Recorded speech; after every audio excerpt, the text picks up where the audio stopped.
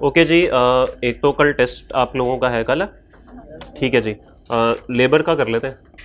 ठीक है, पढ़ा ही इतना है, लेबर ही पढ़ा हुआ ना, तो लेबर का कर लेते हैं। ओवरहेड्स की भी मैं टेस्टिंग वैसे तो कर सकता हूँ, जितना पढ़ा है आज सवाल तो कर ही लेंगे हम जी।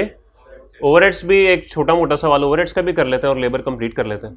ठीक है जी, बस ठीक है, एक लेबर का सवाल कर ले, लेबर कंप्लीट कर लेते हैं और ओवरहेड्स का जितना आज तक पढ़ा होगा वो कर लेते हैं। ठीक है जी। अब आप लोग आइए लेबर के हैंडआउट्स पे, लेबर के हैंडआउट्स पे। जी सर, न्यू ज्वाइनिंग, क्या मामलात हो गए? फर्स्ट टाइम या पहले दिए अटेम्प्ट? अच्छा, पहले अटेम्प्ट नहीं दी हुई, तो अभी जो पिछला है वो कवर कर लेंगे आप? वो आप किस तरीके से कवर करेंगे? ऑनलाइन एक्सेस मिल गई आपको? और किन्होंने ज्वाइन किया आज? सर, क्या हालात है? पहले पढ़ा हुआ है कॉस्ट के नहीं? कुछ लेक्चर लिए, मैं अटेम्प्ट दी थी कि नहीं? अटेम्प्ट नहीं दी, अटेम्प्ट फर्स्ट है। और इनके अलावा किन्होंने ज्वाइन किया? नहीं, वो तो आप लोग डे 1 से है ना। रिजल्ट के बाद किन लोगों ने ज्वाइन किया जी? आप लोगों ने पहले पढ़ा हुआ है कि नहीं? अटेम्प्ट दी थी कि नहीं? अटेम्प्ट भी नहीं दी हुई, तो ऑनलाइन एक्सेस आप सबके पास है? अभी नहीं है, चलें कोई मसला नहीं। जो बात हम कर रहे हैं ये यहाँ से भी कंटिन्यू हो सकती है, इसके लिए पुरानी बातों का पता होना ज़रूरी नहीं है, लेकिन ये बात अगले 10 दिन तक के लिए वैलिड है। तो कोशिश करके अगले 10-12 दिनों में कुछ कवर अप करने की कोशिश करें। आप हो सके तो आप सब क्लास के बाद ना मेरे से कोई 5 मिनट के लिए मिल लीजिएगा। ठीक है, चलिए जी शुरुआत करते हैं। सबसे पहले आप लोग लेबर कॉस्टिंग के हैंडआउट्स पे आएंगे। आप लोगों के पास हैंडआउट्स भी नहीं होंगे। चलिए, अभी टी आ रहे हैं, आपको वो भी हैंडआउट्स हम देते हैं। वैसे तो बुक इसी वीक में आई जानी है, किसी भी वक्त आ जाएगी। अच्छा जी, हमने इसमें सवाल एक किया था,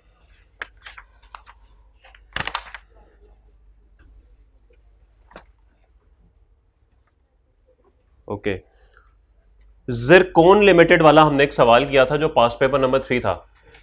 ओके, जरा निकालिए सवाल।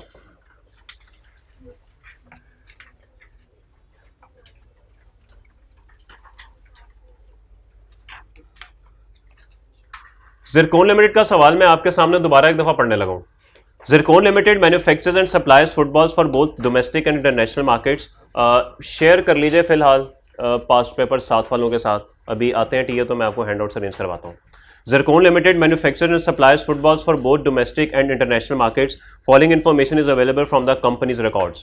उसने नंबर ऑफ स्किल्ड वर्कर्स आपको दिए हैं, उसने standard working hours per month दिए हैं, actual hours per unit of product, standard labour rate per hour, variable overhead rate पर लेबर आवर। ये सारी बातें आप लोगों के साथ डिस्कस्ड है। ये सवाल हमने पूरा क्लास में किया हुआ है। The company manufactures 40,000 footballs per month. Overtime is paid to the workers at 75% over and above the standard wage rate. In order to increase the production efficiency and reduce the cost of conversion, the management is currently evaluating various wage incentives plans. The production manager has suggested the following options to the management. Option 1 है जी, introduce a piece wage system at the rate of 72 per unit. It is expected to improve the current production efficiency from 65 to 78%. Option 2 है, introduce a monthly group bonus plan with a guaranteed wage of rupees 48 per hour based on a standard 1.4 hours per unit of product. This plan is expected to reduce the overtime by 60%. Evaluate the above options. Handouts जिनके पास नहीं है labour costing के हाथ खड़ा कीजिए। असगर 1 2 3 4 5 चाहिए होंगे handouts labour costing के, प्लीज दे दीजिएगा। ले जी, ये सवाल हमने पढ़ लिया। इस सवाल में उसने हमें कुछ मुनासिब सा डाटा दिया हुआ था और 2 ऑप्शंस दी थी कि या तो पीस वेज पे आ जाए या फिर ग्रुप बोनस पे आ जाए, यही बात थी। अब आपको एक हैंडआउट अभी दिया गया होगा जिसपे क्वेश्चन नंबर 1 और क्वेश्चन नंबर 2 होंगे। ओके, ज़िरकॉन वाला सवाल कब आया है? मार्च 11 में। मार्च 11 का सवाल है ये। ओके, इसका सवाल नंबर 2 पढ़े जी। ये सवाल कब आया? सितंबर 22 में, तकरीबन 11 साल बाद। Centaurus limited. Centaurus Limited is engaged in the business of manufacture and supply of leather jackets. Presently, CL manufactures 30,000 jackets per month. Following information is available for the month of August 22. Number of skilled labor hours, standard monthly hours per worker, standard hours per unit, normal wage rate per hour, overtime wage rate per hour, variable overhead rate per hour. जरा Zircon Limited वाले table पर नजर दौड़ाएं और इस पर नजर दौड़ाएं। Almost आगे चलिए। In order to reduce the conversion cost, CL's management is evaluating the following 2 wage incentive plans. Option 1, introduce a piece wage system at the rate of 500 per unit, this is expected to make workers 15% more efficient. जरा Zircon limited की option 1 देखें, एक ही बात है, बस वहां पे उसने क्या कह दिया, उसने कह दिया 65 to 78%, 13% एफिशिएंसी बढ़ जाएगी, यहां पे उसने कह दिया 15% बढ़ जाएगी, कोई फर्क। Introduce a bonus of ₹50 per unit if a unit is completed within 90% of the standard time. It is expected that after introduction of bonus 70% will be completed with 90% of standard time. भाईजान सिर्फ यहां पे थोड़ा सा फर्क है कि उसने बोनस की कैलकुलेशन जो है उसमें फर्क डाल दिया, बस। बाकी इस सवाल में और इस सवाल में कोई फर्क नहीं है, कॉपी पेस्ट है। बस इतना फर्क है कि सवाल जो कभी 15 नंबर का हुआ करता था आज वो 8 नंबर का हो गया। सवाल के नंबर उसने आधे कर दिए, लेकिन बहरहाल सवाल ऑलमोस्ट कॉपी पेस्ट है। तो भाई ऐसा भी हो जाता होता है, ठीक है। तो इसीलिए आपसे ये बात मैंने पहले भी कही थी कि जब आपको एक सवाल पेपर में आता है वो 50% 60% पुराना ही होता है, 50% नया होता है, और उस नए में से भी कोई 15 20 25% आप कर सकते हैं, बाकी 25% मुश्किल होता है जो ऊपर से गुजर जाता है। तो हम तो 100 में से 100 वाले हैं भी नहीं, हम तो बस 100 में से 50 वाले हैं, आधा सवाल गलत करके आ सकते हैं। लेकिन चलें 60 65 हो जाए तो बहुत है, ठीक होगी बात, यहां तक सब अच्छा है। चलें जी, अब जरा थोड़ी सी आपकी रहनुमाई और करते हैं। 100% सिमिलैरिटी नहीं है, 100% सिमिलैरिटी पर फिर भी काफी सिमिलैरिटी है। हमने सवाल किया था सवाल नंबर 2 स्मार्ट प्रोसेसिंग लिमिटेड, याद है कि नहीं, वो भूल तो नहीं गए। पेज नंबर 225 पे सवाल नंबर 2 है स्मार्ट प्रोसेसिंग लिमिटेड। असगर लेबर के पूरे के हैंडआउट चाहिए थे, चैप्टर के जी, चैप्टर के हैंडआउट चाहिए थे, ये तो है सबके पास। नहीं लेबर ये तो दे दिए, लेबर कॉस्टिंग पूरे के, ये कुछ लोगों ने आज ज्वाइन किया उनको चाहिए, ठीक है। लेबर कॉस्टिंग पूरे चैप्टर के जो हैंडआउट्स हमने दिए थे वो चाहिए, तो ये 4 या 5 कॉपीज दे दीजिए प्लीज। कितना टाइम लग जाएगा, कोई बात नहीं, आप ले आइए। लीजिए स्मार्ट प्रोसेसिंग वाला सवाल कुछ याद है कि नहीं? चले सवाल वैसे ही बस स्किम करते हैं। मटेरियल दिया हुआ है, लेबर दिया हुआ है, वेरिएबल ओवरहेड है, सेटअप कॉस्ट है, फिक्स कॉस्ट है, फर्स्ट बैच की कॉस्ट दी है, और क्या कह रहा है कि सेटअप कॉस्ट पर बैच जो है वो 5% रिड्यूस होगी, लर्निंग कर्व है फर्स्ट 8 बैचेस के लिए, यही बात थी स्मार्ट प्रोसेसिंग में। अब आइए आप सवाल नंबर 1 जो आपको हैंडआउट दिया गया, एस कॉन्ट्रैक्टर्स लिमिटेड, ये सवाल कब आया जी?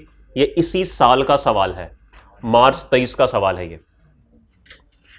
Ace Contractors supplies customized components to various industrial consumers. It is considering to bid for a contract for supply of 1 lakh units of LM3 to Sarmad Industries. Its technical department has provided the following estimates regarding the production cost of the first batch consisting of 25,000 units of LM3.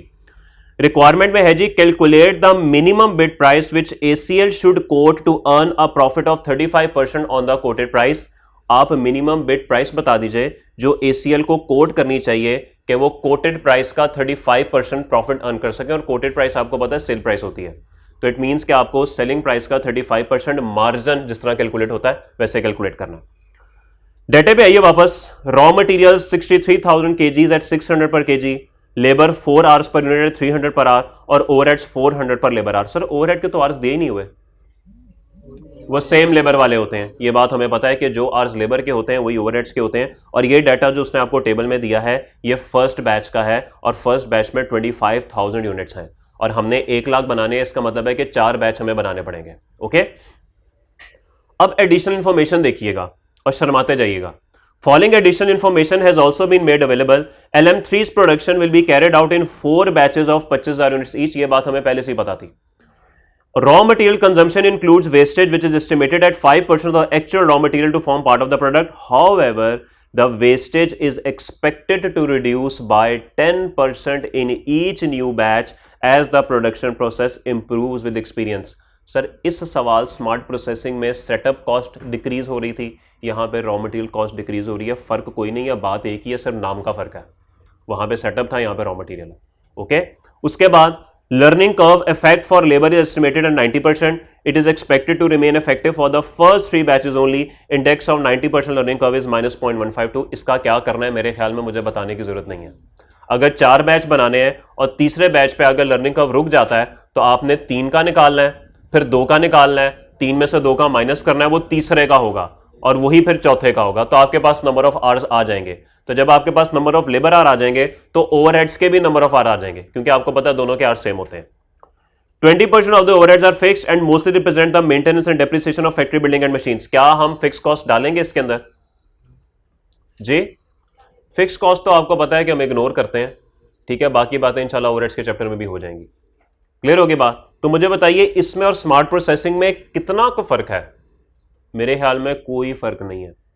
Smart processing के अंदर उसने सिर्फ table के अंदर fix cost अलग कर दिया है, यहां पे उसने कह दिया इसका 20% निकाल के खुद अलग कर लो।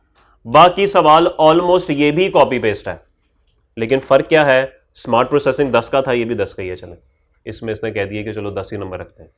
तो इसीलिए ये आपको हैंड आउट देने का मकसद ये था कि सवाल रिपीट होते हैं, वक्त रिपीट होता है, गुजरा वक्त वापस आ सकता है, ठीक है जी। तो पास्ट पेपर्स को नहायत तसल्ली से करना है और कम से कम 3 दफ़ा करना है, कम से कम पेपर में जाने से पहले 3 दफ़ा करना है, ओके। और ये 3 दफ़ा आप लोगों ने फरवरी में करना है, ओके।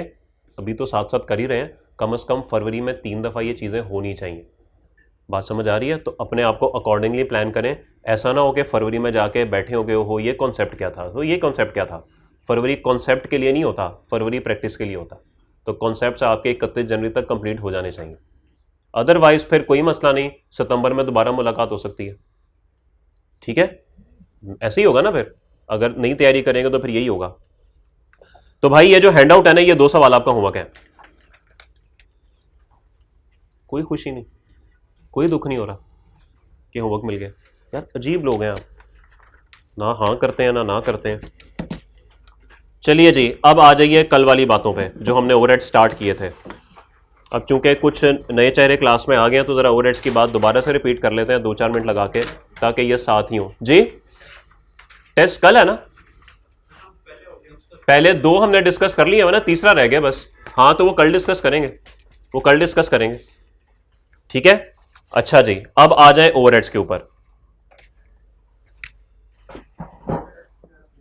जी दोस्त, लेट आया मेरा भाई, लेट आया ना सर जी। लेबर कंप्लीट और ओवरहेड्स आज जितना पढ़ेंगे, ठीक है जी।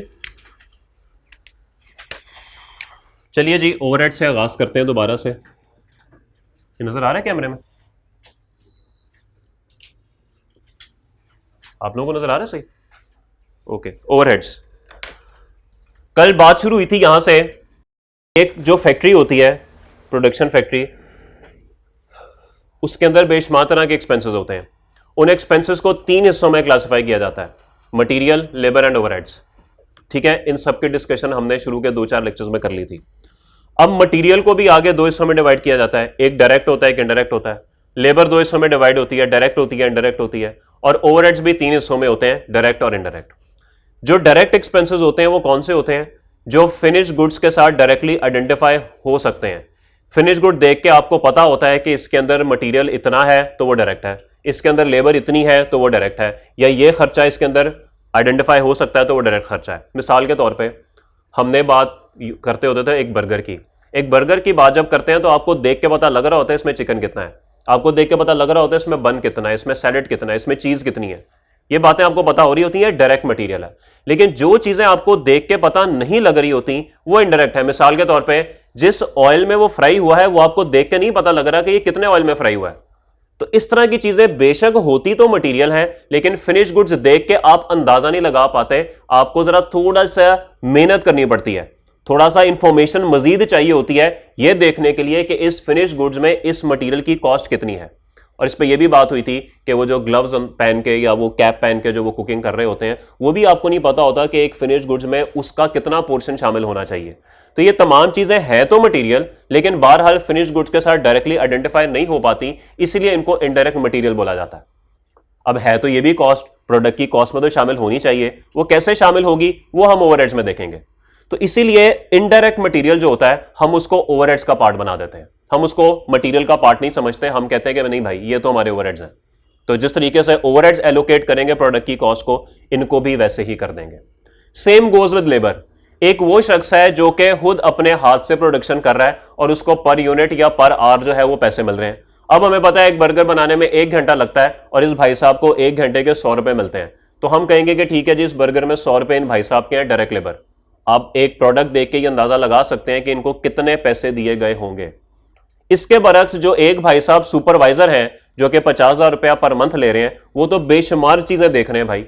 आप एक बर्गर देख के कैसे अंदाजा लगाएंगे कि इन सुपरवाइजर की सैलरी का कितना पोर्शन इसके अंदर है? थोड़ी सी मेहनत करनी पड़ेगी। तो वो जब आपको मेहनत करनी पड़ेगी ना, इसका मतलब है कि उनकी कॉस्ट डायरेक्टली इस फिनिश गुड के साथ आइडेंटिफाई नहीं हो सकती, फिर वो इनडायरेक्ट लेबर है। ओके, तो इनडायरेक्ट लेबर को भी हम ओवरहेड्स की तरह ही ट्रीट करते हैं, और इसका भी एलोकेट करने का, प्रोडक्ट को एलोकेट करने का तरीका वही होगा जो कि ओवरहेड्स का होगा, और वो तो हमने सीखना है अभी, वो तो हमने भी सीखना है। ठीक होगी बात? तो इसीलिए जो हमारी प्रोडक्शन कॉस्ट होती है, अल्टीमेटली जो हमारा टारगेट है, उसमें 3 चीजें हैं, मटेरियल, लेबर और ओवरहेड। और हम मटेरियल को भी 2 हिस्सों में डिवाइड कर देंगे, direct material, direct labour, direct indirect material. Labour को करेंगे डायरेक्ट लेबर, इनडायरेक्ट लेबर, और एक्सपेंसेस को भी करेंगे डायरेक्ट और इनडायरेक्ट। और इसमें से जितने भी इनडायरेक्ट होंगे वो हम उठा के ओवरहेड्स में ले आएंगे। और अगर कोई डायरेक्ट खर्चा नजर आ जाएगा तो सर वो ओवरहेड नहीं है, वो ओवरहेड नहीं है, उसको ओवरहेड का पार्ट नहीं समझना। यहां तक बात क्लियर हो गई? फिर कल हमने वही लेजर जो हम 4 दफा बना चुके हैं, हमने वो बनाए थे कि बेसिकली बात क्या है।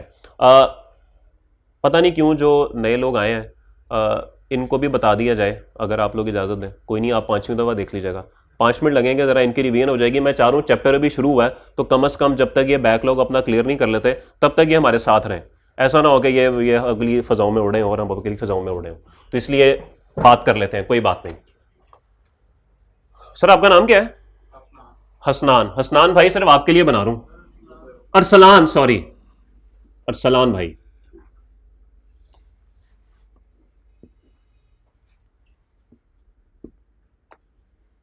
ये हमारे नए मार्कर्स का हाल है भाई।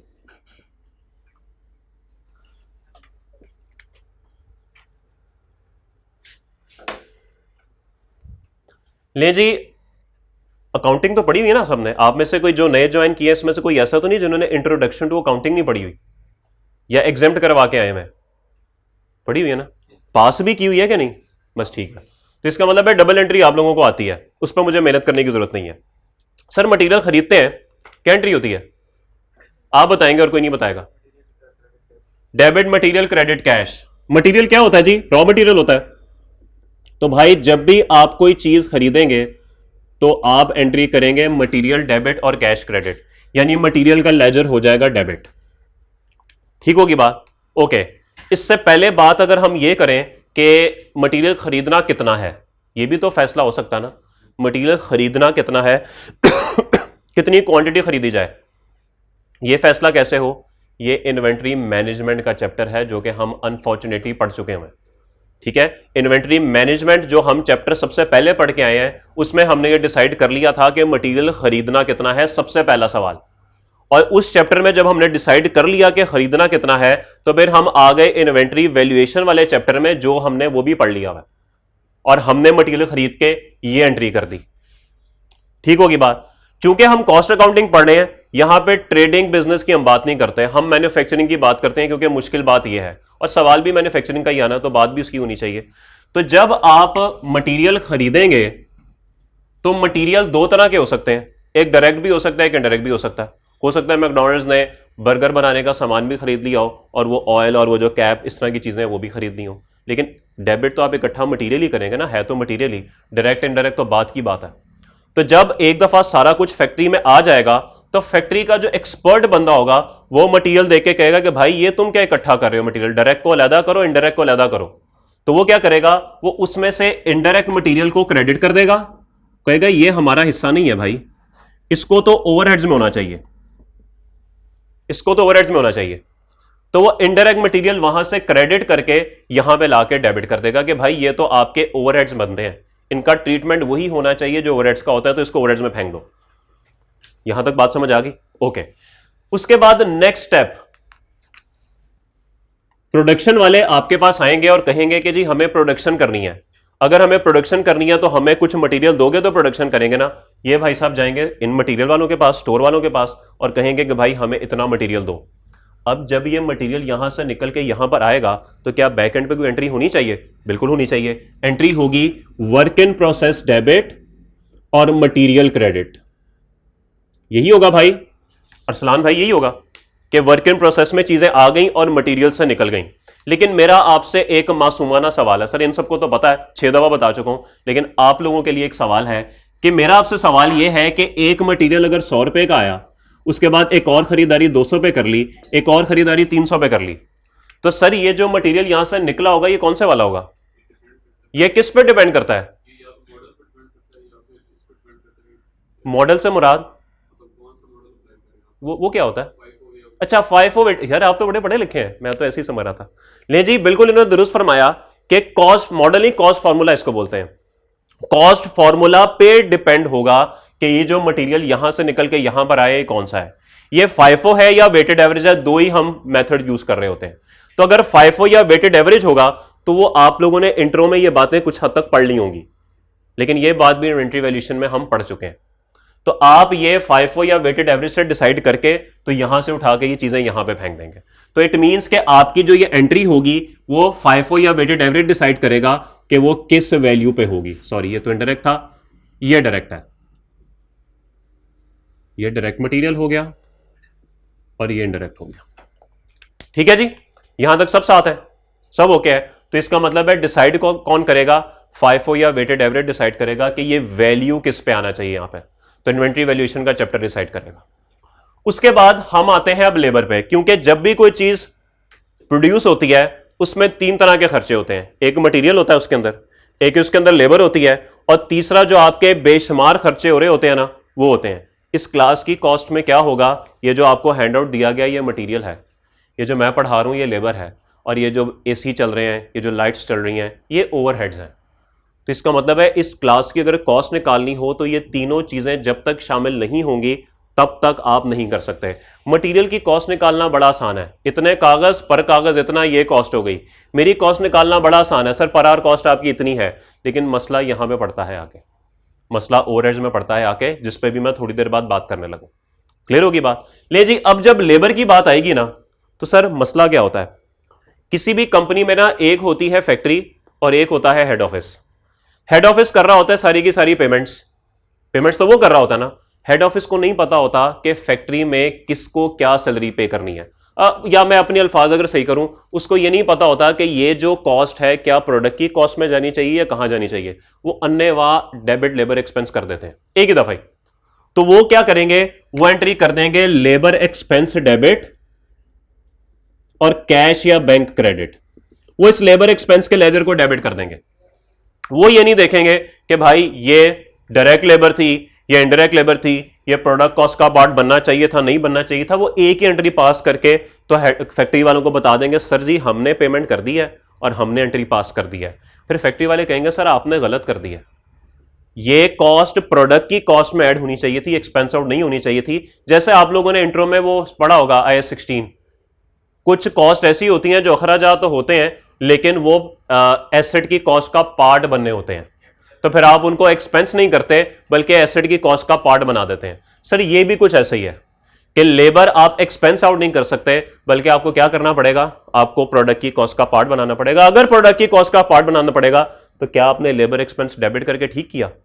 आपने तो गलत कर दिया। तो फिर इसीलिए क्या करेंगे? आप उन एक्सपेंसेस को करेंगे क्रेडिट और कहेंगे भाई ये तो मेरी प्रोडक्ट की कॉस्ट थी, मुझे तो वर्क इन प्रोसेस डेबिट करना चाहिए और लेबर एक्सपेंस को रिवर्स करना चाहिए। क्या ये बात सबको समझ आ गई? यहां तक सब साथ है? ओके। फिर उसके बाद कुछ लेबर ऐसी भी होगी जो इनडायरेक्ट लेबर होगी। इनडायरेक्ट लेबर होगी ना, उसको क्यों एक्सपेंस में रखते हैं आप? उसको भी निकालें, आप उसको करेंगे क्रेडिट और यहां पे लाके उसको भी ओवरहेड्स का पार्ट बना देंगे और कहेंगे भाई ये इनडायरेक्ट लेबर है, इसका ट्रीटमेंट भी ओवरहेड्स वाला होना चाहिए। यहां तक सब साथ है। उसके बाद आती है फसाद की जड़, ओवरहेड्स। जब ओवरहेड्स की बात आती है तो सर मेरा आपसे एक सवाल है, यही जो नए स्टूडेंट्स आए इनसे सवाल है, सर ये कागज की कॉस्ट कितनी है मुझे भी पता ना, अभी पता? बोले ओके। मेरी कॉस्ट कितनी है पता? बिजली का बिल कितना आएगा बताएं, कितना आएगा? मंथ एंड पे पता लगेगा। भाई कह रहे हैं सर ये तो मंथ एंड पे पता लगेगा। अच्छा, कॉस्ट मुझे मंथ एंड पे पता होनी चाहिए कि मंथ के स्टार्ट में पता होनी चाहिए? क्यों स्टार्ट में पता होनी चाहिए? इसीलिए कि मेरा अल्टीमेट मकसद होता है अपनी सेल प्राइस डिसाइड करना, और सेल प्राइस डिसाइड होती ही तब है जब आपको कॉस्ट पता हो, और वो तो डे 1 बिजनेस शुरू करने से पहले पता होनी चाहिए। क्या ख्याल है? ऐसा तो मैंने कहीं नहीं देखा कि सर आप अभी बर्गर ले जाएं, अभी हमने नया नया बिजनेस शुरू किया है, महीने बाद आपको बता देंगे जब सारे बिल आएंगे फिर आके पैसे दे जाइएगा। ऐसे नहीं होता कहीं पे भी। आपको आज ही अपनी सेलिंग प्राइस डिसाइड करनी पड़ती है, आज ही कॉस्ट कैलकुलेट करनी पड़ती है। तो इट मींस के फिर आप क्या करेंगे, क्या ऑप्शन है आपके पास, एस्टिमेटेड, अंदाजा लगाना पड़ेगा। अंदाजन कुछ कॉस्ट आपको वर्क इन प्रोसेस में अपनी प्रोडक्ट की कॉस्ट में ऐड करनी पड़ेगी। तो फिर अंदाजा लगाएंगे, वो कैसे लगाएंगे वो तो इन्होंने भी अभी सीखना है। अंदाजा कैसे लगाना है वो तो हमने सीखना है अभी। लेकिन हम एक काम करेंगे, हम प्रोडक्ट की कॉस्ट में कुछ भी अपनी मर्जी से ऐड कर देंगे, यानी कि वर्क इन प्रोसेस डेबिट हो जाएगा और ये ओवरहेड्स क्रेडिट हो जाएंगे, लेकिन एस्टिमेटेड। बात समझ आ गई? चीजें बन गई, बन के तैयार हो गई और पहुंच गई फिनिश गुड्स में। जब आप फिनिश गुड्स में पहुंचेंगे और चीजें प्रोडक्शन से फिनिश गुड्स में आएंगी तो क्या एंट्री होगी, फिनिश गुड्स डेबिट और वर्क इन प्रोसेस क्रेडिट। कैसे ही होगा जी अरसलान भाई, सही जा रहे हैं हम? ठीक होगी बात, यहां तक सब अच्छा है। उसके बाद जब तक चीजें सेल नहीं हो जाती वो चीजें यहीं पे पड़ी रहेंगी, और जैसे ही चीजें सेल होंगी तो क्या फिनिश गुड्स को क्रेडिट करना बनता है? बोले करना बनता है। तो फिनिश गुड्स को आप कर देंगे क्रेडिट, तो डेबिट किससे करेंगे, कॉस्ट ऑफ सेल को। मुझे उम्मीद है कि इंट्रो में आप सबने पीरियोडिक और परपेचुअल पढ़ा हुआ है, पढ़ा हुआ है ना? क्या होता है परपेचुअल?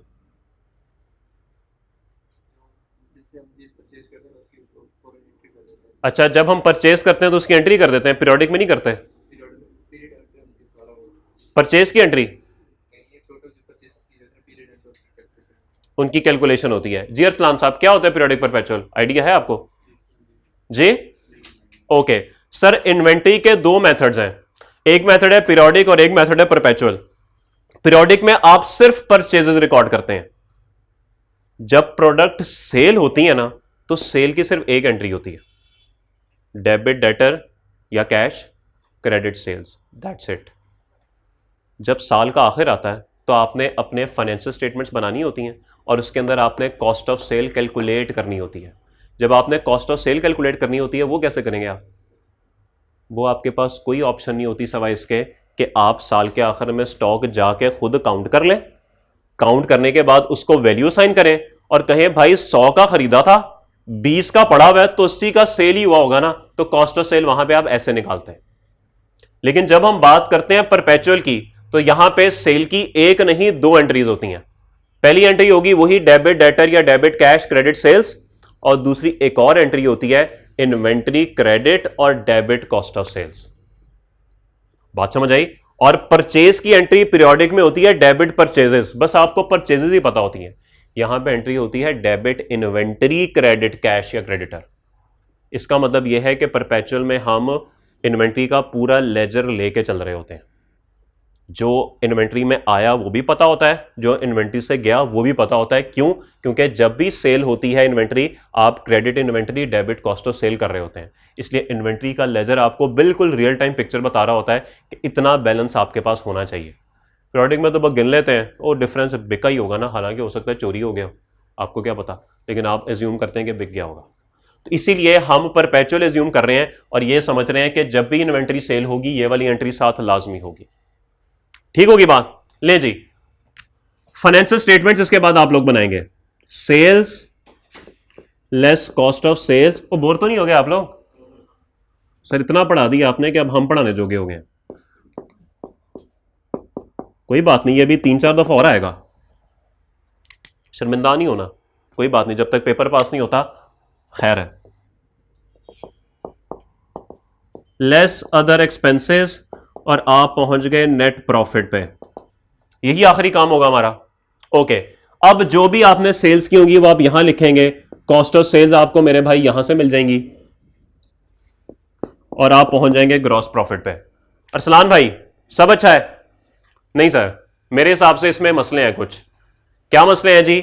मसले ये हैं कि ये जो अमाउंट जा रही है ये एक्चुअल जा रही है कि एस्टिमेटेड जा रही है? ये एस्टिमेटेड जा रही है, तो इससे निकलने वाली भी एस्टिमेटेड होगी। इसका मतलब है कि ये भी एस्टिमेटेड होगी और इसका मतलब है ये भी एस्टिमेटेड होगी। इसका मतलब है कि यहां से लेके यहां तक सारा कुछ एस्टिमेटेड होगा। तो ये तो गलत हो गया मेरे भाई, इसको तो एक्चुअल बनाना पड़ेगा। एक्चुअल बनाने का क्या तरीका है मेरे पास? इंतजार करना पड़ेगा मंथ एंड का, क्योंकि फाइनेंशियल स्टेटमेंट्स आप हमेशा मंथ एंड पे ही बनाते हैं। ओके, तो मंथ एंड पे आपके पास ये सारे खर्चे आ चुके होंगे। और मिसाल ले लेते हैं कि ये आपके पास 100 था, या आपके पास 50 कर लें, और बिल आपके पास आ गए 30 के, ये बिजली वगैरह के बिल आ गए 30 के, ठीक है। और आपने कितना एस्टिमेट किया हुआ था? मिसाल के तौर पे आपने एस्टिमेट किया हुआ था 170। जो भी एस्टिमेशन के असूल हमने भी इस चैप्टर में पढ़ने हैं, वो तो भी इनको भी नहीं पता, वो पढ़ के तो हम ये डिसाइड करेंगे 170 कैसे आया। ओके, अब जरा खुद सोचिए कि हमने प्रोडक्ट में कितना ऐड किया हुआ है? 170। यहां पे भी 170 आया हुआ है, इधर भी 170 है, और यहां पे भी 170 पड़ा हुआ है। हालांकि असल में होना कितना चाहिए था? 180। क्या हमने 10 से कम ऐड किया हुआ है? इनको ना मैंने कुछ जुमले बताए थे अंग्रेजी के, लेकिन आप तो माशाल्लाह पढ़े लिखे लोग हैं। हम यूं नहीं बोलते कि ऐड किया हुआ है, हम क्या बोलते हैं? एब्जॉर्ब किया हुआ है। जरा टर्मिनोलॉजी है ना डॉक्टर्स की, जैसे टर्मिनोलॉजी स्पेशल किस्म की होती है। हालांकि क्या है, वो ये भी कह रहे होते हैं कि इसको सरदर्द है, नहीं, इसको हेडेक है, इसको मीग्रेन, पता नहीं अजीब अजीब नाम बोल रहे होते हैं। तो वो बस होता वो सरदर्द ही है, लेकिन वो जरा डॉक्टर होते हैं ना, वो बताना चाहते हैं दुनिया को कि हम डॉक्टर हैं। तो सर हम क्यों ना बताएं कि हम एक अकाउंटेंट हैं? तो हम भी कहेंगे कि जी एब्जॉर्ब किया हुआ है। ओके सर, कितना एब्जॉर्ब करना चाहिए था? 180। और कितना एब्जॉर्ब कर दिया? क्या ये लेस एब्जॉर्ब्ड है? सर लेस का वर्ड मुझे अच्छा नहीं लग रहा, ये अंडर एब्जॉर्ब्ड है। बस जरा पढ़ी लिखी बात, अंडर एब्जॉर्ब्ड, सारा कुछ अंडर एब्जॉर्ब्ड है। तो मेरे भाई अगर ये 180 होना चाहिए था और मैंने 170 कर दिया, क्या मुझे अपनी कॉस्ट ऑफ सेल को 10 से बढ़ाने की जरूरत है? अगर मैं अपनी कॉस्ट ऑफ सेल को 10 से बढ़ाऊंगा तो मेरा प्रॉफिट बढ़ेगा या कम होगा? सर जारी बात है, कॉस्ट ऑफ सेल को जब बढ़ाऊंगा तो कॉस्ट ऑफ सेल एक खर्चा है, खर्चा बढ़ेगा। अगर खर्चा बढ़ेगा तो प्रॉफिट कम होगा। तो इसका मतलब है कि जब अंडर एब्जॉर्ब्ड का केस होगा तो मैं यहां पे लेस की एडजस्टमेंट कर रहा हूंगा। समझ आती है बात की? ओके, अब जरा दूसरा सिनेरियो बनाते हैं।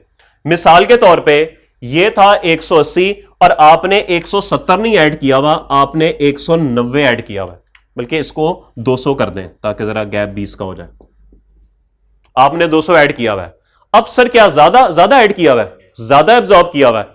सर मोर एब्जॉर्ब नहीं, ओवर एब्जॉर्ब। ये ओवर एब्जॉर्ब किया हुआ है। अब सर 200 होता होता यहां तक पहुंच गया, हालांकि होना कितना चाहिए था? 180। क्या 20 से कॉस्ट ऑफ सेल ज्यादा हो चुकी है? अगर कॉस्ट ऑफ सेल 20 से ज्यादा हो चुकी है तो इसको 20 से कम करने की जरूरत है। जब मैं इसको 20 से कम करूंगा तो क्या मेरा खर्चा 20 से कम होगा? और अगर खर्चा 20 से कम होगा तो क्या प्रॉफिट 20 से बढ़ेगा? इसका मतलब यह है कि ओवर एब्जॉर्ब के लिए आपको यहां पे ऐड करना पड़ेगा 20 से। और अब जो आप बाकी आगे चीज लेके चलेंगे वो आपकी एक्चुअल होगी। क्या ये बात सबको समझ आ गई? अब मेरे भाई खरीदना कितना है इन्वेंट्री मैनेजमेंट में पढ़ चुके हैं। खरीद लिया, यहां से किस वैल्यू पे इशू होगा इन्वेंट्री वैल्यूएशन में पढ़ लिया, फाइफो या वेटेड एवरेज। और फाइफो या वेटेड एवरेज का इतलाक सिर्फ वहां पर नहीं है, यहां पर भी होगा ये, क्योंकि जब आप फिनिश गुड्स से चीजें कॉस्ट ऑफ सेल में इशू करेंगे, ये किस रेट पे होंगी ये भी तो फाइफो या वेटेड एवरेज बताएगा। क्या ख्याल है? सर आपका जो लेजर कार्ड बनता है ना, वो रॉ मटेरियल का भी बनता है और वो फिनिश गुड्स का भी बनता है, क्योंकि रॉ मटेरियल भी डिफरेंट रेट पे आ रहा है तो इसका मतलब है प्रॉब्लम हो गई। और फिनिश गुड्स में जो चीजें बन के आ रही हैं वो भी तो डिफरेंट रेट पे आ रही हैं। देखें, पहली लॉट आपकी प्रोड्यूस हुई 100 रुपए की तो 100 रुपया फिनिश गुड में आ गया। दूसरी लॉट प्रोड्यूस हुई 150 की तो 150 वाला आ गया। तीसरी लॉट प्रोड्यूस हुई 200 की तो 200 वाला आ गया। इसका मतलब है कि फिनिश्ड गुड्स की रिसीट साइड पे भी जो है वो डिफरेंट रेट की चीजें होंगी। तो सर जो सेल हुई होंगी वो कौन से रेट वाली होंगी? फाइफो या वेटेड एवरेज बताएगा। और ये बात भी हम इन्वेंट्री वैल्यूएशन में पढ़ चुके हैं। यहां तक बात समझ आ गई? उसके बाद लेबर कितनी ऐड करनी है, ये बात हम लेबर कॉस्टिंग के चैप्टर में पढ़ चुके हैं, जो कि हमने 2 दिन पहले खत्म किया। अब तीसरी बात यह आ गई कि ओवरहेड्स कितने ऐड होने, ये बात तो हम यहां पे पढ़ रहे हैं। तो यहां पे ओवरहेड्स में 3-4 बातें हमें देखनी है। सबसे पहले तो हमें यह देखना है कि भाई वो जो एस्टिमेट करना है ना, वो कैसे करना है। सबसे पहला काम तो यह है ना, पहले काम तो यह सीखेंगे कि ये जो हमने एस्टिमेट किया 170 या 200, ये कैसे करना है। ये भी सिखा रहा हूं, अभी कल पहली क्लास हुई थी, तो ये सीखना है जी कि ये कैसे एस्टिमेट होगा, ये अमाउंट कैसे एस्टिमेट होगी। उसके बाद ये सारा प्रोसीजर तो अभी हमने करना है भाई, ये सारा काम तो अभी हमने करना है। और ये जो हम बनाते हैं ना फाइनेंशियल स्टेटमेंट्स, ये इस चैप्टर में नहीं बनाते, इससे अगला चैप्टर है मार्जिनल एब्जॉर्प्शन कॉस्टिंग, उसमें बनाते हैं। तो बहरहाल वो तो मैंने ऑलमोस्ट कर ही दिया है, क्योंकि वहां पे सिर्फ फॉर्मेट ही है बस, बाकी सब बातें तो मैंने बताई दी, वो तो सारी ओवरहेड के चैप्टर से आएंगी, या मटेरियल के चैप्टर से आएंगे, लेबर के चैप्टर से आएंगी।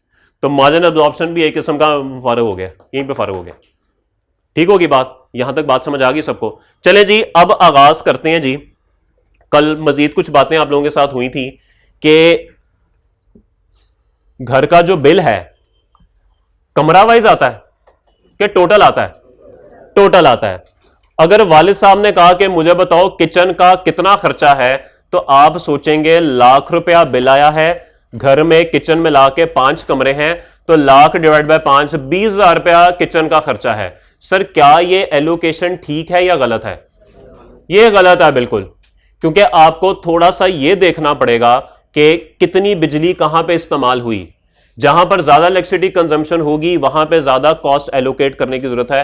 बेडरूम में एसी है सर, वहां पे तो जाहिर बात है ज्यादा कंजम्पशन होगी। किचन में कौन सा एसी लगा हुआ है? आप अमीर लोग हैं, आपने लगवाया होगा, भाई मैं तो गरीब आदमी हूं, मैंने तो नहीं लगवाया हुआ।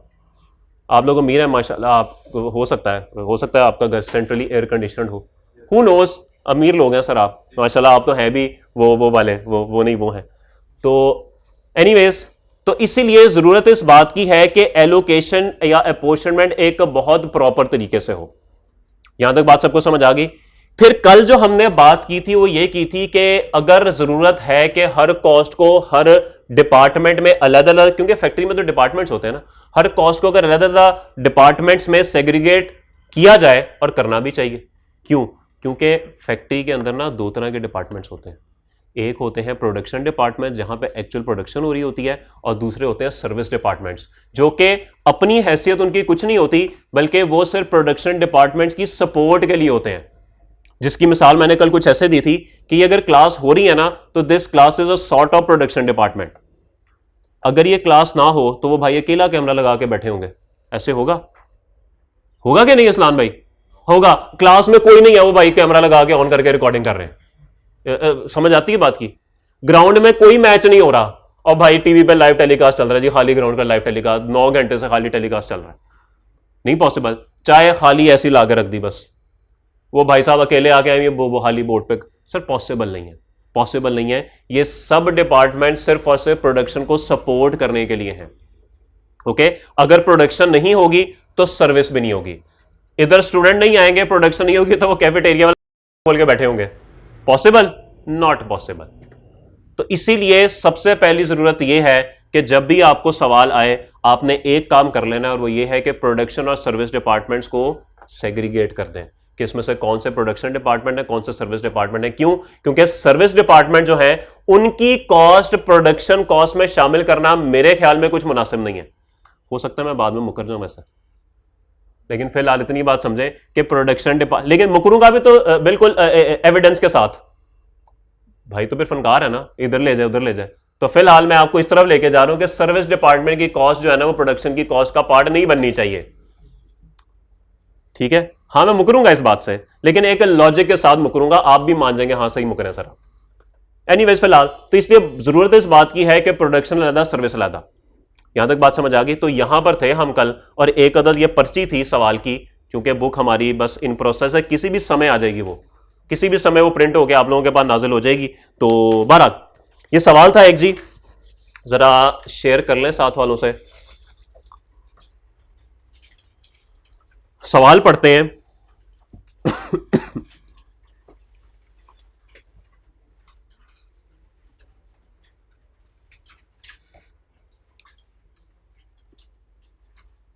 चलिए जी, सवाल कहता है जी, द अजफा and company is preparing its production overhead budgets and therefore need to determine the apportionment of these overheads to products. Cost centre expenses and related information have been budgeted as below. आपके सामने 2 तरह के departments हैं जी, उसने heading में खुद ही शराफत से आपको बता दिया कि प्रोडक्शन डिपार्टमेंट्स कौन से हैं और सर्विस डिपार्टमेंट कौन से हैं। प्रोडक्शन डिपार्टमेंट 3 हो गए, machine shop A, machine shop B और असेंबली, और सर्विस डिपार्टमेंट हो गया जी कैंटीन एंड मेंटेनेंस। बात समझ आती है सबको? तो मेरे ख्याल में ये प्रॉब्लम तो हमारी रिजॉल्व होगी कि प्रोडक्शन कौन से हैं, सर्विस कौन से हैं। इसका मतलब है कि प्रोडक्शन डिपार्टमेंट्स की जो कॉस्ट है ना, बस यही प्रोडक्ट की कॉस्ट में जानी चाहिए। सर्विस वालों को ना जरा फारिग करा दें फिलहाल। रिक्वायरमेंट है एलोकेट एंड अबॉर्शन कॉस्ट, उसने क्या है, बस डिपार्टमेंट्स में एलोकेट करना बता दो। ले जी, सबसे पहली कॉस्ट है जी डायरेक्ट वेजेस। कल वालों खामोश रहना।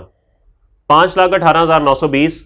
सर ये 3 डिपार्टमेंट्स में आ रही है, सर्विस डिपार्टमेंट में नहीं आ रही। जी अरसलान साहब क्या करें अब इनको सर्विस डिपार्टमेंट में फेंकना चाहिए कि नहीं फेंकना चाहिए? क्यों सर? अच्छा, जब ये है ही प्रोडक्शन की तो वहां पे नहीं फेंकना चाहिए, तो इसको ऐसे ही ओवरहेड मान लें हम। हामिश,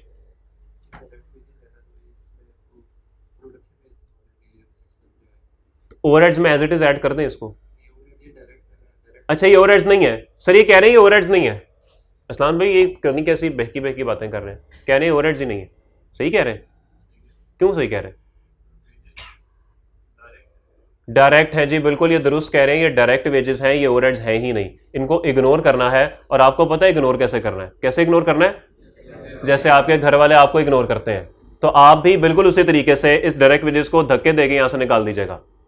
ओके ओके, क्लियर होगी बात? चलिए जी, उसके बाद वो आ गया जिसका सबको इंतजार था, इनडायरेक्ट वेजेस। यहां से आगाज हुआ ओवरहेड्स का, तो इनडायरेक्ट वेजेस आ गई। सर ये तो इसने खुद ही कर दी है, ये तो इसने खुद ही कर दी है, तो क्या करें फिर इसको?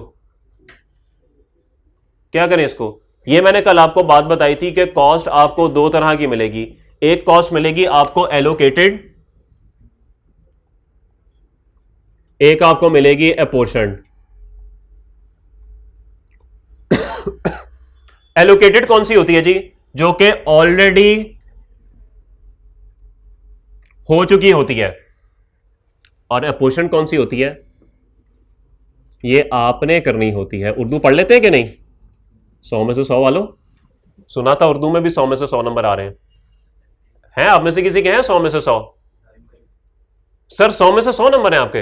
यार को खुदा का खौफ कर यार, उर्दू में 100 में से 100।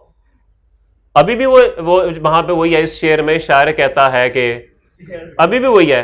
अब वो कितने सफे लिखने होते हैं उसके? 3, पूरे 3 सफे, 2 लाइन का शेर और 3 सफे। रहती नहीं है यार ये।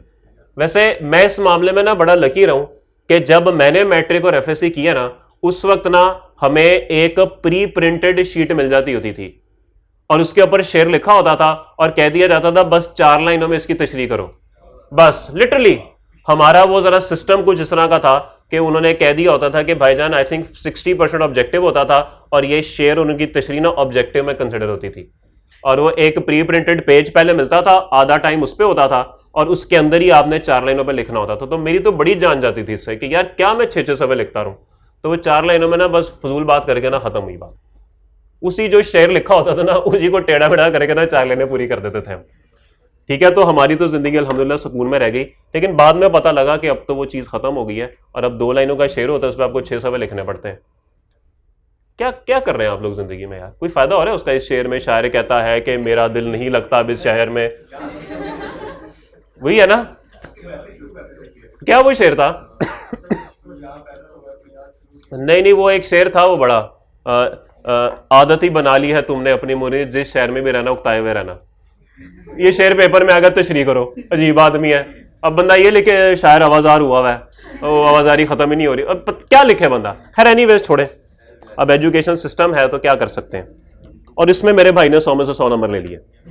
उस पर यह भी सितम ज़रीफ़ी देखें कि एक तो 2 लाइनों को 4 सफ़ों में करना है, और फिर उसके बाद उसमें से भी 100 में से 100, यानी भाई ने 4 सफ़ों में कोई गलती नहीं की।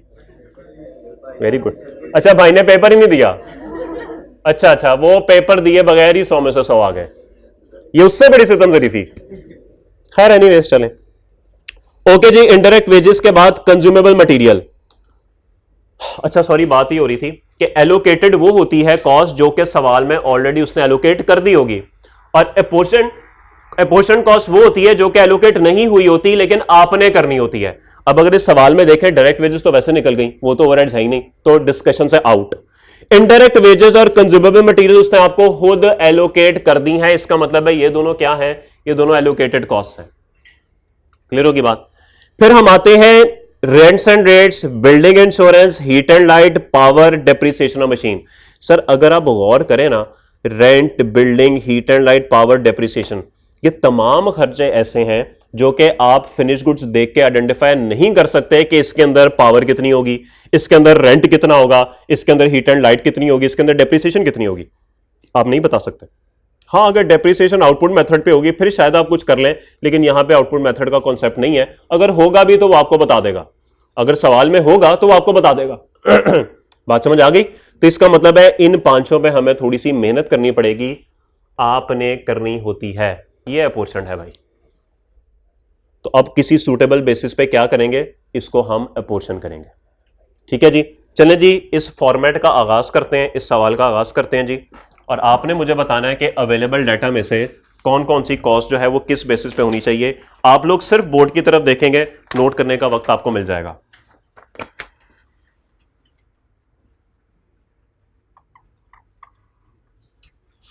ले जी, फॉर्मेट का हम देख लेते हैं कि फॉर्मेट कैसे बनाना है। अच्छा, सर्विस डिपार्टमेंट छोड़ दूं, लिखो ही ना उन्हें, कि लिख लेते हैं जी? छोड़ दें सर, अगर आप उनको छोड़ देंगे ना तो आपकी एलोकेशन गलत हो जाएगी, उसकी वजह भी आपको थोड़ी देर में पता लग जाएगी। हम यहां पे लिखते हैं जी डिस्क्रिप्शन। अभी आपको पता लग जाएगा कि इनको अगर हम नहीं लिखेंगे तो नुकसान क्या है। बेसिस ऑफ अपोर्शनमेंट, फिर है जी हमारे पास मशीन शॉप ए, मैं पूरा नहीं लिख रहा, मशीन शॉप बी, और यहां पे आ गया जी असेंबली, तो कभी सुबह स्कूलों में हुआ करती थी, जिसमें मैं तो कभी टाइम पे नहीं पहुंचा, लेकिन आप तो माशाल्लाह पढ़े लिखे लोग हैं। कैंटीन, सर आप अभी भी ऐसे ही है, आप क्लास में भी टाइम पे नहीं आते। ले जी मेंटेनेंस, और यहां पे टोटल। शायद कुछ को अंदाजा हो गया हो कि अगर हम सर्विस डिपार्टमेंट नहीं लिखेंगे तो क्या नुकसान होगा। डायरेक्ट वेजेस लिखने की जरूरत है नहीं सर, ये ओवरहेड्स नहीं है, इसको इग्नोर करें। करना आता है इग्नोर, के होना ही आता है? अच्छा, करना भी आता है। इनडायरेक्ट वेजेस, सबसे पहले आ गया जी इनडायरेक्ट वेजेस। जी मेरे भाई, क्या बेसिस होनी चाहिए इसकी अपोर्शनमेंट की? किस बेस पे अपोर्शन करें? सर ये एलोकेटेड है, तो यहां पे लिख देंगे एलोकेटेड। अब लड़ने नहीं बैठ जाना उससे पेपर में कि तूने किस बेस पे की हुई है, तो इस बेस पे होती नहीं है। ऐसे नहीं करना, बस उसने कर दिया सो कर दिया, खत्म हुई बात। पता लगे आप एहतजाजन पेपर छोड़ के आ गए। 34344, अच्छा ऐसा लिखवाएंगे भी नहीं, लिखी जा रहा है, लिखी जाए। पेपर तो सर ने देना है, हमने थोड़ी देना है। हम तो माशाल्लाह FCA हो गए हमें।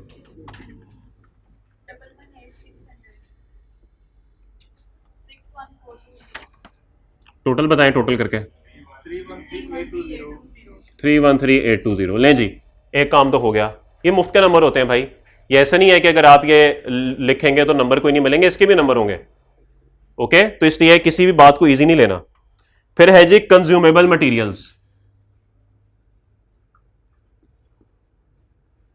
जी बेसिस बता दें इसकी, ये भी ऑलरेडी एलोकेटेड है।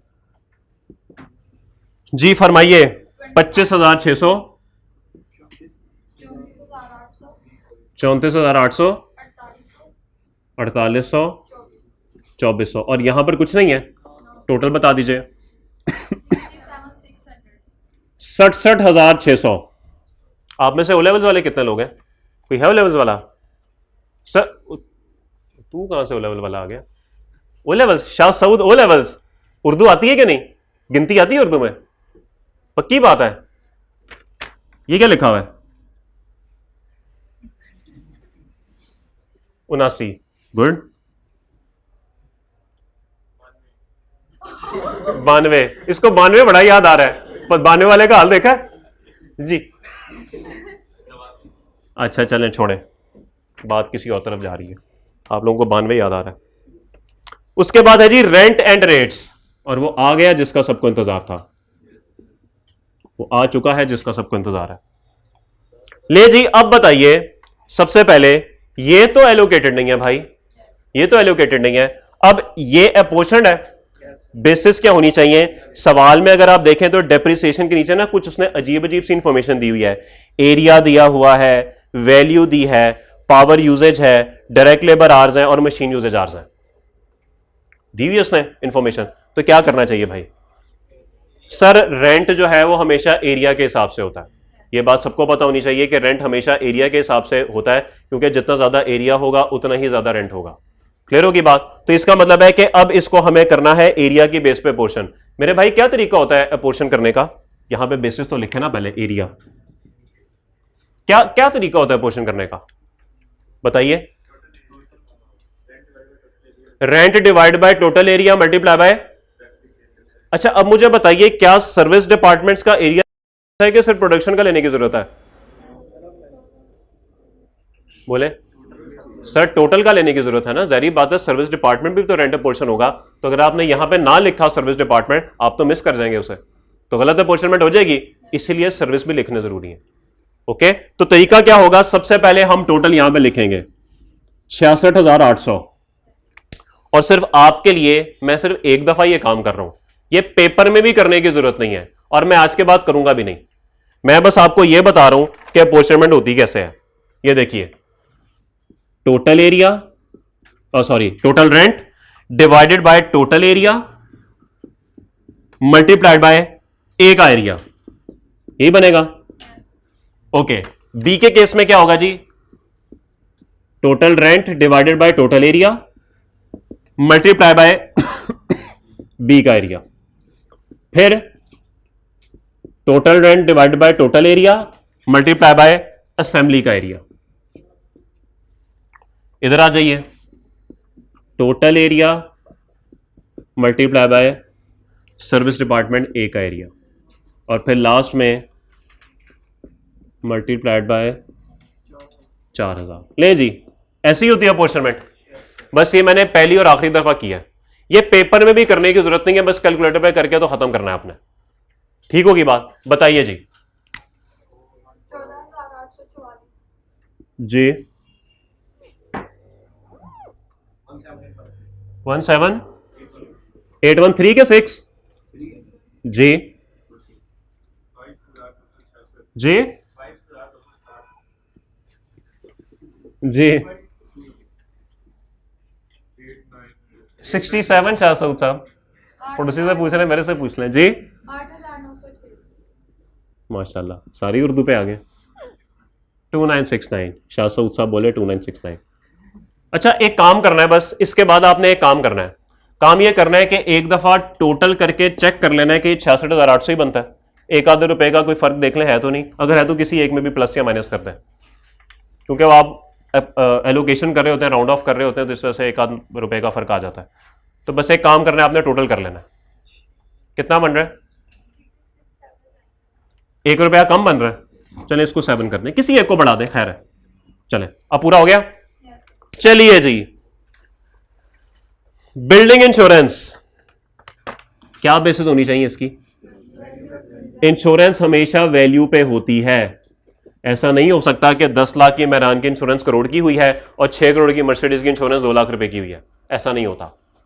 जाहिर बात है, मर्सिडीज महंगी है, उसकी इंश्योरेंस भी ज्यादा होगी। मेहरान सस्ती है, उसकी इंश्योरेंस भी कम होगी। हंसते ऐसे मेहरान पे जैसे गाड़ी नहीं है वो, हंसते हैं मेहरान पे जी। तो मैं तो एग्जाम्पल दे रहा हूं, मैं ये तो नहीं कह रहा मेहरान बुरी है, मेहरान भी गाड़ी है। आप पे भी एक लम्हा आएगा, एक वक्त आएगा जब आप कहेंगे बस गाड़ी होनी चाहिए, खत्म हुई बात, छोड़ो दफा करो। आ गया, पहले से ही आया हुआ है, तू पहले से ही आवाज आ रहा है। अच्छा चले, ओके, शादी के बाद आता है वैसे ये बंदा। अच्छा चले आगे चले। ओ यार ये काट दी लाइन। बिल्डिंग इंश्योरेंस वेल है ही नहीं, है ही नहीं, क्या करें फिर? वैल्यू नहीं है बिल्डिंग की। सर इंश्योरेंस बिल्डिंग की है, मशीन की थोड़ी है। क्या करें मेरे भाई? सर मेरे ख्याल में दूसरी ऑप्शन फिर एरिया ही बचता है मेरे पास। क्या ख्याल है? क्योंकि वैसे बेस्ट एस्टिमेट तो यही है कि मेरे पास वैल्यू होती, लेकिन अब वैल्यू सवाल में नहीं है, तो फिर दूसरी ऑप्शन है कि चलो एरिया को ही मान लो, एरिया को ही मान लो। ओके चले जी, फिर आगे चलते हैं। एरिया पे अब आपका काम शुरू हुआ मेरे भाई। मैं तो बस यहां पे एरिया लिख दूंगा और मैं यहां पे टोटल ओवरहेड का खर्चा लिख दूंगा। अब आप ये कैलकुलेटर पे फिल करें और मुझे बताएं क्या क्या आंसर आता है। पहले सारे पांचों कैलकुलेट कर लें, जल्दी करें, टाइम नहीं है यार। जनाबे आली मकाम। मेंटेनेंस की इंश्योरेंस, ये कहां लिखा है मेंटेनेंस की इंश्योरेंस? हाँ जी, ओहो, वो डिपार्टमेंट है जहां पे मेंटेनेंस होती है, ऐसा डिपार्टमेंट जहां पे मेंटेनेंस होती है, ऐसा डिपार्टमेंट जो कैंटीन है जहां पे खाना खाया जाता है। मेंटेनेंस काम हो रहा है, डिपार्टमेंट तो एग्जिस्ट करेगा ना, उस बिल्डिंग तो होगी ना एक, ये चक्कर है जी। बताइए मेरे भाई, या तू गेम खेल रहा है 1++1 करके इज इक्वल टू दबा के? मुझे कैलकुलेशन करके बताएं।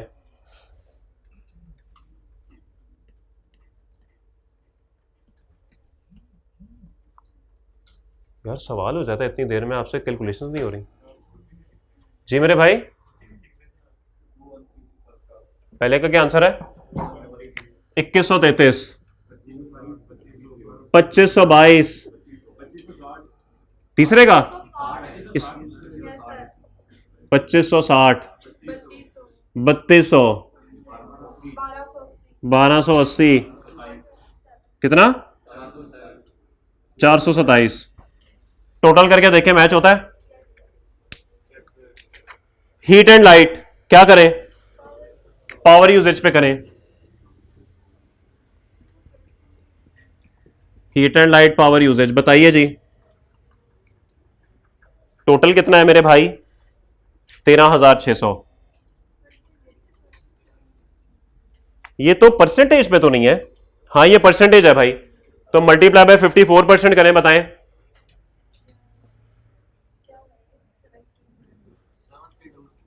7344 जी। नेक्स्ट 5440, कुछ कर ले, कोई भी बता दे कोई अमाउंट जी। 408, 156, 136, 272। Then we have power, very dangerous word, और इसको भी करेंगे पावर यूजेज पे कि कौन शक्तियों का इस्तेमाल कितना करता है। तो अगर शक्तियों का गलत इस्तेमाल हो जाए, अच्छा चले बताएं जी, टोटल कितना है? टोटल कितना है पावर? 34,400। कीजिए अपोर्शन जी। 18,576। Okay next 13,760, 1032, 344, 688। मुझे उम्मीद है कि आप टोटल चेक करते जा रहे हैं साथ साथ। डेप्रिसिएशन ऑफ मशीन एक किस बेस पे होगा? ये तो वैल्यू ऑफ मशीन पे होगा। टोटल डेप्रिसिएशन बोल दें 1,60,800। क्यों आवाजार हो रहा है मेरा भाई? 100 में से 100 नंबर है यार, 1,60,800। नहीं सर, ये गुमराह करने के लिए नहीं है, ये गुमराह करने के लिए नहीं है लेबर आर और मशीन आर। ये एक ऐसे काम के लिए है जिसपे जो है ना वो हमें नानी अम्मी याद आ जाएंगी, जो इससे अगला स्टेप है जो करना है हमने। तो ये सवाल के अंदर असल में रिक्वायरमेंट कुछ और है जो कि छुपा दी गई है, वो अगला टॉपिक है, वो अगला स्टेप है, वो मंजिल के जाने पे एक और कदम है, तो भी बात करेंगे। वो जो आपको कहा था ना कि 9 तरीके होते हैं वो निकालने के, शायद ये कुछ ऐसा है। खैर बात करेंगे, फिलहाल ये तो सीख लेना। बताएं जी। 76,000 जी, अपने आप से बातें करी जा रहा है जी। जी कोई बात नहीं, सीए में ऐसा हो जाता है। सोच जब क्वालिफाई होगा तो तू क्या बन जाएगा?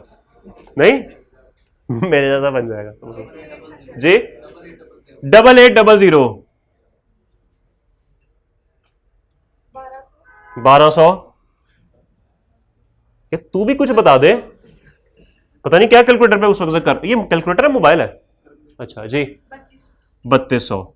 हो गया सारा कुछ? ले जी, जब ये काम हम कर चुके तो फिर इसका सिर्फ टोटल कर देना है। करें जी टोटल सबका, सबका टोटल करके बताएं कितना कितना बनता है। और ठहर जा, आराम से टोटल तो कर ले, 500 टोटल कर ले मेरा भाई, जल्दी से टोटल कीजिए। जनाबे आली मकाम हीट, लाइट और पावर में क्या फर्क होता है? सर जो हीट एंड लाइट है ना, वो ये लाइट है और अगर इसका हीटर चला दें तो हीट है। हाँ तो यही है, और क्या मैं बताऊं? पावर होती है बिजली कंजम्पशन, बिजली, पावर बिजली होती है। हाँ उसने बस दो हिस्सों में डिवाइड कर दिया उसको, बात तो आपकी दुरुस्त है तो दोनों पावर, इसलिए पावर रख लिया दोनों का। अच्छा पावर एक और भी होती है, लेकिन वो जी उसी की तो वैल्यू होती है, ये तो अब समझ आ जानी चाहिए। यार ये काट देना। मेरा भाई बोला मेरा भाई किस तो, अच्छा सम भी किसका किया? टोटल का कर दिया। ओ तू उनका कर पहले, शददा आदमी है यार। कॉमा पीआरसी, इंशाल्लाह कॉमा कैफ भी बनेंगे हम, फिर हम कॉमा सी फैब बनेंगे, फिर हम कॉमा एसीए बनेंगे, कॉमा एफसीए, हाँ वो फिर उसके बाद कॉमा एफसीए, एफसीसीए, वो तो एसीसी होता है एफसीसीए। मेरा डिनर कितने बजे है पता नहीं यार, 8 बजे है शायद रात के, पता लगे सुबह। जी सर, मैंने कहा कि आप 8 AM ना समझ बैठे। बता दे मेरा भाई टोटल करके क्या क्या टोटल किया मेरे भाई ने। ये दोनों तो नहीं कर लिया टोटल? अच्छा बस ठीक, बताएं।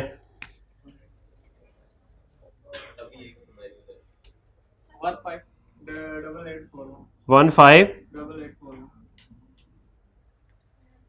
ये सही है? पॉसिबल ही नहीं है।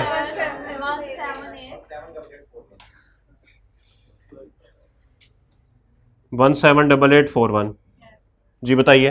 182673 जी बोलिए। 130203 जी 132867 जी सॉरी 68 और इसका टोटल बोला मेरा भाई 4620 सॉरी सर 664 664 टेट्रा 620। ये ठीक है भाई, चेक कर लें। ओके जी, तो इसका मतलब ये है कि हमारे जो, अब सुने जरा काम की बात जिससे अगली बात शुरू होगी। टोटल ओवरहेड्स हमारे थे टेट्रा 620 और उसमें से हर डिपार्टमेंट में इतने इतने ओवरहेड्स टोटल की बेसिस पे लग गए। तो इसका मतलब है कि जो ओवरहेड्स में वो जो हमने काम करना है ना, ये भी ओवरहेड एस्टिमेशन की तरफ जा रहे हैं हम। अभी हम सिर्फ ये सीख रहे हैं कि हमने ओवरहेड्स को एस्टिमेट कैसे करना है। तो वो क्या करेगा, वो सवाल में हमें पूरी फैक्ट्री के टोटल खर्चे बता देगा। उस टाइम ये टोटल थे। हमने पहला काम क्या किया, पहले हमने इनको अपने अपने डिपार्टमेंट्स में फेंक दिया, जो कि पहला स्टेप है। इसके बाद आगे जाके क्या करना है वो तो फिर अगला स्टेप है, जिसके लिए शायद ये machine hour, labour hour DM है, तो वो बातें फिर बाद में करेंगे, क्योंकि इसका भी कॉन्सेप्ट पहले समझाएंगे तो फिर ही काम करेंगे अगला। तो फिलहाल इतना काम हमने करना है। यहां तक किसी का कोई सवाल? सब अच्छा है, सब ओके है, समझ आ गई बात की। कल का टेस्ट लेबर और ओवरहेड्स में यही आ सकता है, इसके अलावा तो कुछ आ ही नहीं सकता। ठीक है, तो हो सकता है इससे मिलता जुलता सवाल कल कोई आ जाए। होमवर्क आज का कोई नहीं है, कल टेस्ट की तैयारी कीजिएगा। कौन सा? ओ यस है होमवर्क, वो पहले 2 सवाल लेबर के। ठीक है, अच्छा क्या ऐसे रहे जैसे मुझे कल याद नहीं आना था। ओके, अल्लाह हाफिज।